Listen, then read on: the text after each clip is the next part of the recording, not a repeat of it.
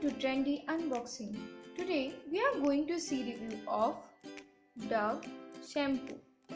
One should get proper information about the product before purchasing it. Is it safe to me? Is it an Ayurvedic product? Will it be useful to my skin?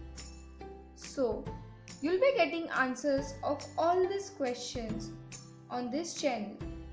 So without wasting any time, start. So this is the shampoo. A shampoo sachet of Dove nutritive solution, and this shampoo is for dry hair. The cost of this product is ₹4. This shampoo basically makes your hair smoother. Now let's see what they have given on the rare side of the packaging. You will able to see that they have given a chart where you can categorize your hair. So if you have dull and limp hair, then you are suffering from minimal dryness. If you have unmanageable hair, like if you can't style your hair properly, then you have medium dryness.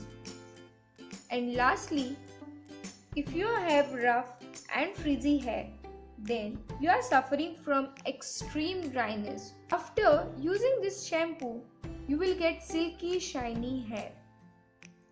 This shampoo is made in India itself and is marketed and manufactured by Hindustan Unilever Limited.